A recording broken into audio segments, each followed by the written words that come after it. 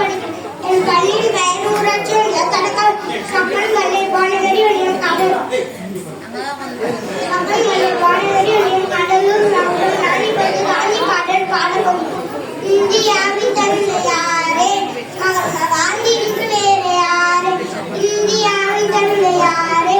மகாத்மா காந்தி என்று வேறு யார்? அதன் வெட்டி அணிந்தவரே கண்ணாடி கையில் தட்டி கண்டவரே கண்ணியமாய்வார். கதர் வெட்டி அணிந்தவரே கண்ணாடி போட்டு கையில் தட்டி கண்டவரே கண்ணியமாய்வார். இந்தியாவின் தந்தை யாரே? மகாத்மா காந்தி என்று வேறு யார்? இந்தியாவின் தந்தை யாரே? மகாத்மா காந்தி என்று வேறு யார்? நாட்டுக்காக உழைத்தவரே நல்ல பெரிய ஏழைகளை மறைத்தவரே என்னுடன். நாட்டுக்காக உழைத்தவரே நல்ல பேர் எடுத்து ஏழைகளை மறைத்தவரே என்னுடன். இந்தியாவின் தந்தை யாரே? மகாத்மா காந்தி என்று வேறு யாரு? இந்தியாவின் தந்தை யாரே?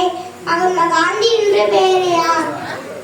இந்தியாவின் சுதந்திரத்தை வாங்கி நமக்கு தந்து இந்தியாவின் சுதந்திரத்தை வாங்கி நமக்கு இந்தியாவின் தந்தையாம் நம்பிக்கையம் காந்தி.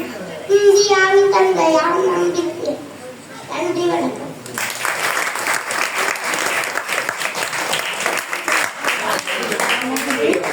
அடுத்ததாக 4ஆம் வகுப்பு மாணவன் ஏ அகிலேஷ் இப்போது உங்களிடம் பேசுவது.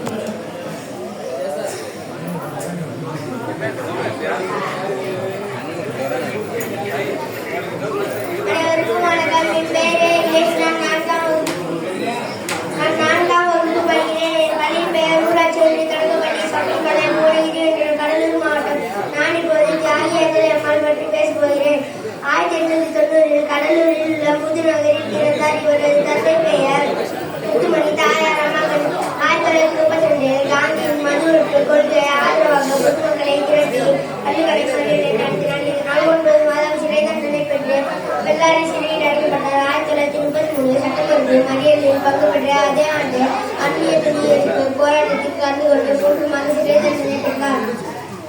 1934 காந்தி கடலூருக்கு வந்தபோது தியாகியத்திலே மலை சந்திக்க முயன்றார். காந்தி அரசுகளும் காந்தியடிகளும் அஞ்சலம்மாளை சந்திக்க தடை விதித்தார். ஆனால் அஞ்சலம்மாள் பர்தா அணிந்து ஒரு குதிரை வண்டியில் சென்று காந்தியை சந்தித்தார். காந்தியடிகள் அஞ்சலையின் துணிவை காரணமாக காட்டி தென்னிந்தியாவின் ஜாக்கிராணி என்று அழைத்தார். 1940 தனிநபர் கரக போராட்டத்தில் கலந்து கொண்டு 6 மாதம் கடுங்காவல் தண்டனை பெற்று கண்ணனூர் சிறையில் அடைக்கப்பட்டார். வெள்ளையனே வெளியேறிய போராட்டத்தில் கலந்து கொண்டு 1941-42